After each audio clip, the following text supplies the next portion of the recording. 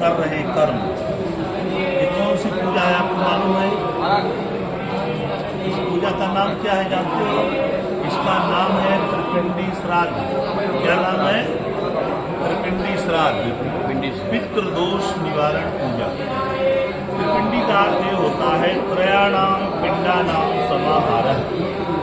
त्रिपिंडी कर्मा, ये 3 प्रकार के पिंड जो आपके सामने दिखाई दे रहे हैं, एक जौ का है, दूसरा चावल का है, तीसरा काले तिल का है। अब देखिए सफेद रंग का जो यह आपको आसन दिखाई दे रहा है भगवान विष्णु है। लाल रंग का जो आसन दिखाई दे रहा है ये ब्रह्मा जी है। और काले रंग का जो आसन आपके सामने है ये रुद्र भगवान है, शंकर। 3 प्रकार का जो है गुण होता है, सत्व, रज और तम। सात्विक गुण के जो देवता होते हैं वो भगवान विष्णु है। रजोगुण के देवता ब्रह्मा जी है। तमोगुण के देवता शंकर भगवान। कभी भी आप देखे होंगे हवन कुंड जो बनता है तो सबसे पहले सफेद रेखा रहती है, देखोगे सफेद रेखा, बाद में लाल रेखा, सबसे नीचे काली रेखा मानी जाती है, क्योंकि वहां पर भी ब्रह्मा विष्णु महेश का पूजन होता है। अब यहाँ तीनों देवता तो सात्विक प्रेत जितना भी आपके पास होगा, प्रेत सभी प्रेतों को 3 भागों में बांट दिया गया एज द क्लासिफिकेशन। तो उसका वर्गीकृत किया तो वे जो विष्णु में जो सात्विक प्रेत आएंगे और ब्रह्मा जी में राजसी प्रेत आएंगे और शंकर में तामसी प्रेत आएंगे। आप सोचोगे सात्विक प्रेत है कौन? तो जो माला घुमाता है, भगवान का नाम जपता है, तीर्थ में स्नान करता है, संत ब्राह्मणों को दंडवत प्रणाम करता है, मंदिर में दंडवत प्रणाम करता है, ऐसा व्यक्ति क्या होता है? सात्विक माना गया। लेकिन किसी कारणवश अगर उसकी अकाल मृत्यु हुई वो प्रेत योनि में आ जाता है। अब सोचोगे ये रहता कहाँ है? तो ये जो सात्विक प्रेत जो होता है यह स्वर्गलोक में रहता है। कहाँ? भूलोक। लेकिन वहाँ रहता तो है, लेकिन खाने का, पीने का, सोने की किसी भी प्रकार की सुविधा उसे नहीं दी जाती। बोलो क्यों? क्योंकि यह प्रेत योनि है। इसलिए इस प्रेत में सबसे कम निगेटिव ऊर्जा होती है, क्योंकि यह दूसरे को सताता जल्दी नहीं है। अब ये राजसी प्रेत है। जो राजसी प्रेत है वो कहाँ रहता है? अंतरिक्ष में, आकाश में उसका निवास होता है। लेकिन इसकी वासना घर में बनी रहती है। जो मकान, दुकान, सारा चीज जो घर में बनाया है इसका आस रहता है। इसके कुल खानदान के लोग, गोत्र के लोग अगर इसके लिए कोई उपाय नहीं करेंगे तो ये श्राप देता है कि जैसे मैं परेशान हूँ, तुम हमारे पुत्र हो, ऐसे मैं श्राप देता हूँ कि तुमको पुत्र ही न हो। तो वंश वृद्धि नहीं होता, धन की हानि हो जाती है, व्यापार धंधा नष्ट हो जाता है। ये राजसी प्रेत का परिणाम। ये तामसी प्रेत है। ये कहाँ रहता है? ये भूमि पर रहता है, चलता है।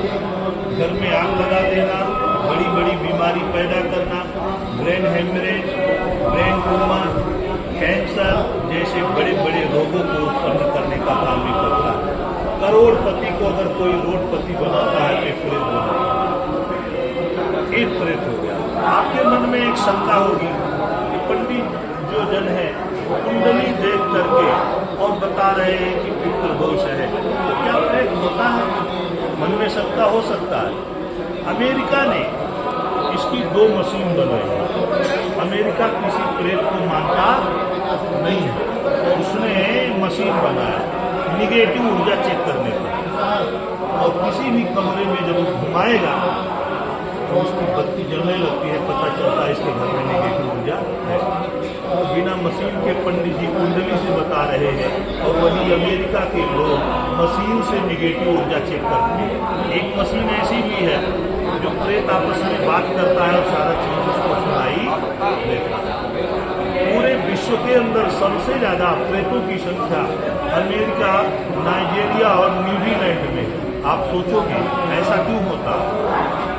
तो अमेरिका, नाइजीरिया, न्यूजीलैंड के लोग धर्म शास्त्र को मानते नहीं और न वो किसी प्रकार का पिंडदान करते। बोलो क्यों? क्योंकि वो क्रिश्चियन है।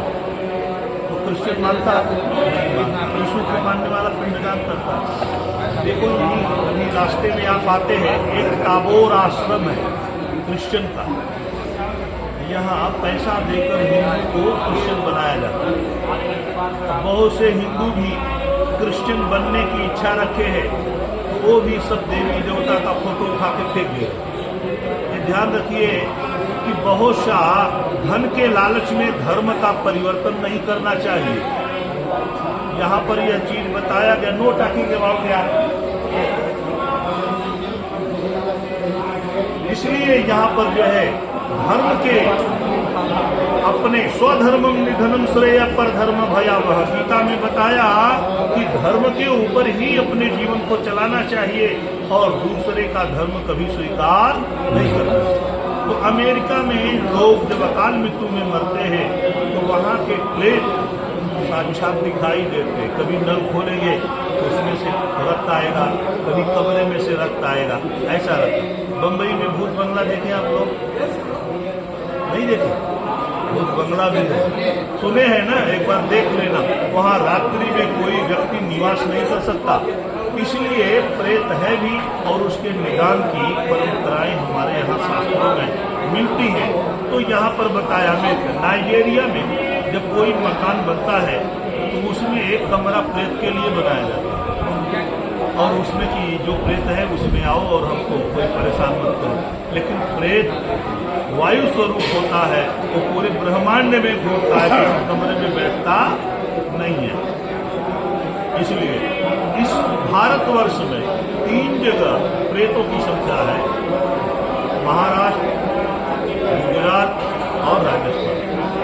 सबसे ज्यादा प्रेतों की संख्या। आप मुंबई में देखो, सबसे ज्यादा फांसी लगाना, बुरा नहीं मानो, आप ध्यान से देखो, ऑब्जर्व करो, जहर खाना और ट्रेन से कटना। पूरे भारत में सबसे ज्यादा संख्या अगर किसी है तो महाराष्ट्र। जरा सोचिए आप लोग। और यहाँ हर समय ट्रेन में भी कीर्तन होते हैं, तो भी इसका कोई परिणाम दिखाई नहीं दिया। इसका मतलब क्या है? गणपति में जब हम लोग गणपति दिखाते हैं, चंदा लेते हैं, तो वहाँ दारू पीते हैं, चखना खाते हैं और उस जो धन परमात्मा के लिए, गणपति के लिए हमारे यहाँ पूजन के लिए आया है, उसका हम गलत उपयोग करते हैं। रात भर ताश खेलते हैं, दिन को भजन मंडली रहती है और रात को गलत करते हैं। इसका परिणाम ये होता है उस पूजा का हमको फल मिलता नहीं। तो महाराष्ट्र में भी प्रेतों की संख्या ज्यादा इसलिए है कि यहाँ कोई विधि पूर्वक पिंडदान करता नहीं। करते हो? नहीं। पिंडदान के लिए, पितृदोष निवारण के लिए 4 भाग है, ध्यान से सुनिए। जब पितृपक्ष आएगा तो पितृपक्ष में सबसे पहला काम है अपने पितृ के निमित्त पिंडदान करना, शास्त्र के अनुसार। पिंडदान के बाद किसी ब्राह्मण को, योग्य ब्राह्मण, नकली ब्राह्मण नहीं, आजकल नकली ब्राह्मण पकड़े जा रहे हैं, नकली ब्राह्मण बनके नहीं, जो शुद्ध ब्राह्मण हो उस ब्राह्मण को बुलाकर उसको भोजन कराना चाहिए और उसे उचित दक्षिणा देकर विदा करना। और एक भाग तर्पण का होता है, उस समय पिंडदान के समय भी हमको तर्पण करना चाहिए। चौथा भाग यह होता है कि जो हम खीर पूरी बनाते हैं वो कौवे को खिलाते हैं। ये 4 भाग पितृदोष के निवारण के लिए शास्त्रों में बताया गया है।